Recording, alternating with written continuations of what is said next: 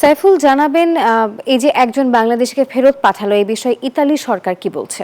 হাফিজা, আমরা জানি যে ইতালির যে কঠোর ডানপন্থী সরকার জর্জা মেলোনি তিনি কিন্তু ক্ষমতা গ্রহণের আগ থেকেই ইতালিতে অবৈধ অভিবাসন বন্ধের জন্য বেশ কয়েকটি পদক্ষেপ ঘোষণা করে কিন্তু ক্ষমতা গ্রহণ করেন, এবং ক্ষমতা গ্রহণের পর থেকেই তিনি বারবার কিন্তু তার যে চেষ্টাগুলো আছে সেগুলো চালিয়ে যাচ্ছেন। তার ধারাবাহিকতায় তিনি আলবেনিয়াতে ইতালির অর্থায়নে 2 থেকে 3টি অভিবাসন আশ্রয় কেন্দ্র বা যেটাকে বলা হয় ইতালিয়ান ভাষায় চেন্ট্রো পের রিম্পার্তি অর্থাৎ ডিপোর্ট সেন্টার নির্মাণ করা হয়। এরপর ইতালি সরকার বিভিন্ন ধরনের যাচাই বাছাই শেষে পরপর 3বার সেখানে অভিবাসীদের পাঠানো হলেও রোম আদালতের নির্দেশে তাদের সেখান থেকে ফেরত আনতে বাধ্য হয়েছিল। এর পরবর্তীতে সর্বশেষ এই মাসের 11 তারিখে সম্পূর্ণ নতুন একটি প্রক্রিয়াতে অভিবাসীদের আবারও আলবেনিয়াতে পাঠানো হয়। এরপর সেখান থেকে প্রথমবারের মতো কোনো বাংলাদেশিকে নিজ দেশে ফেরত পাঠানোর জন্য সকল কার্যক্রম তারা প্রক্রিয়া সম্পন্ন করেছে, এবং তারা কিন্তু সেখান থেকে সেই বাংলাদেশিকে আবারও ইতালিতে নিয়ে এসেছে, এবং ইতালি থেকে তাকে সরাসরি, যেহেতু আলবেনিয়াতে বাংলাদেশি ফ্লাইট নেই, তাই সরাসরি রোম থেকে বাংলাদেশি ফ্লাইটে তাকে পাঠানোর জন্য ইতালিতে আবারও নিয়ে আসা হয়েছিল।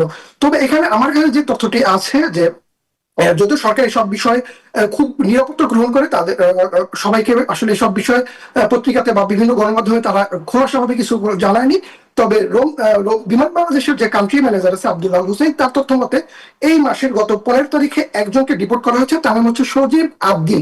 তবে কোন কেসে তাকে ডিপোর্ট করা হয়েছে সেটি আসলে এখনো জানা যায়নি। এছাড়াও আরেকজনকে 17 তারিখে যাকে ডিপোর্ট করার কথা ছিল তার নাম হচ্ছে মোহাম্মদ রানা মিয়া। তবে রানা মিয়াকে ডকুমেন্টস বা কাগজপত্র জটিলতার কারণে এখনো ডিপোর্ট করা হয়নি, তাকে আগামী 29 তারিখের ফ্লাইটে তাকে ডিপোর্ট করা হবে। তবে এখানে কিন্তু স্থানীয় যে গণমাধ্যমগুলো আছে তারা জানিয়েছে যে যাকে যেই বাংলাদেশিকে আলবেনিয়া থেকে ডিপোর্ট করা হবে তাকে হচ্ছে ইতালির যে কালতাসিন একটা শহর ছিল সেই শহর থেকে তাকে আটক করা হয়, এবং সেখান থেকে তাকে ইতালির পুলিয়া বিভাগের বিন্দাজে বন্দর থেকে গত এ মাসের 11 তারিখে তাকে 40 জন অভিবাসীর মধ্যে আলবেনিয়াতে পাঠানো হয়।